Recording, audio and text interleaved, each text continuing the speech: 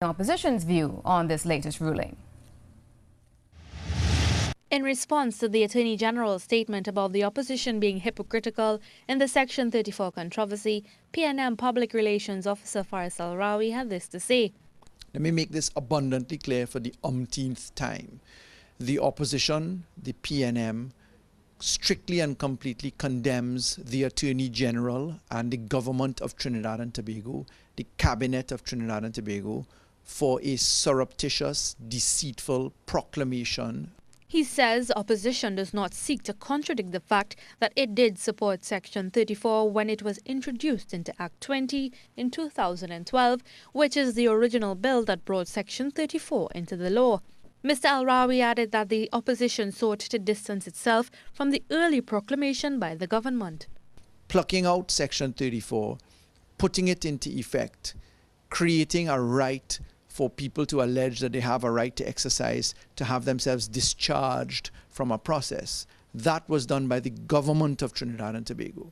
He says the opposition supported the repealing legislation to make sense out of the controversy. So the Attorney General can dance, prance, and speak as much as he wishes, in parables even if he wants, but nothing will take away the stain of the early surreptitious, deceitful proclamation of Section 34 by the government of Trinidad and Tobago. He also added that it is important to note that the matter is expected to go to the Privy Council. The Privy Council will ultimately have the last say. It is a very important case in terms of the type of law which we are interpreting in the courts and the constitutional provisions which are being considered. That question as to whether this law, the repealing law, was designed to affect particular individuals in what you call ad hominem legislation.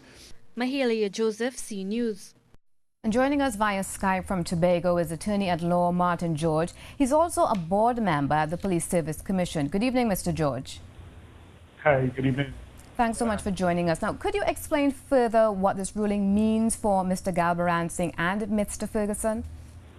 Well, clearly it means it's just a step along the way of the legal battles which have ensued for the last 10 or 12 years in terms of these matters.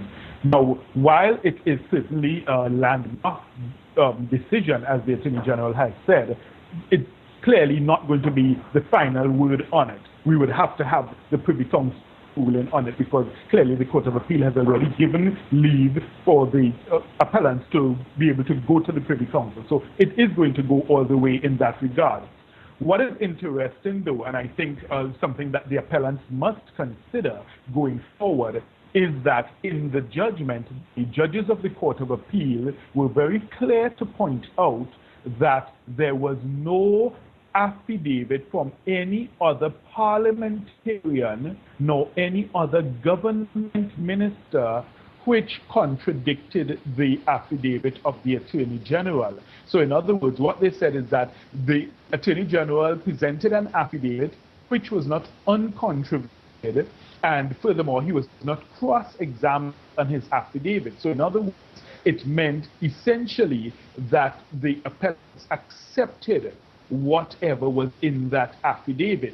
Now, having accepted that at first instance in the High Court, you are not able to challenge it in the appeal court, and furthermore, you go to the Privy Council and you are still bound with the four corners of the evidence.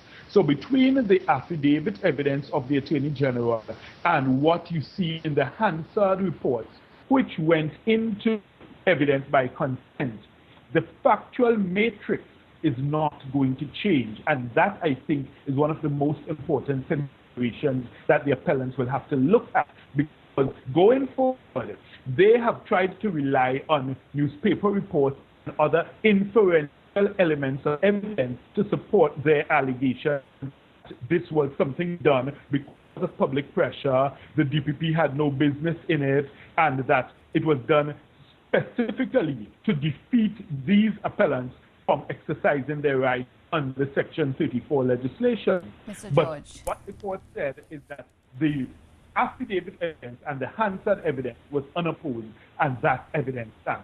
Now, Mr. George, the court had previously ruled that the local cases against the men are to be heard before they are extradited to the U.S. Doesn't this ruling then indirectly work in their favor? Well, that ruling would still have to be subject, of course, to the final determination of this matter at the Privy Council.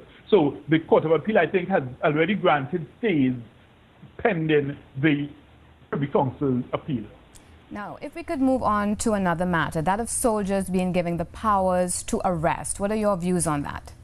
Well, I've always made my views very clear on that. I see absolutely no basis, justification, reason, or rationale for any such power. And I think I support the stance taken by, I think, the Commissioner, the Acting Commissioner, and the Police and Social Welfare Association in this regard, because they are clearly of the view that soldiers ought not to be given such power. When one looks at it, you ask yourself, what is the mischief being sought to be killed?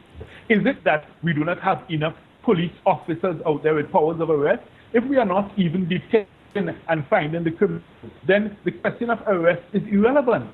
There's absolutely no basis or justification that I have seen thus far presented for anyone to ask for soldiers to have that power. Soldiers form part of your national defense unit. They are trained for a different purpose from police officers. They are schooled differently. They are brought up differently in terms of their military training and experience. I think it's certainly going to be a travesty if you seek to impose powers of arrest upon soldiers. It's going to create confusion in terms of who has the better right when they go out on joint exercises. I think the fact that they support by their presence is more than enough. There's absolutely no necessity, and it's not going to make one iota of a difference in terms of the crime.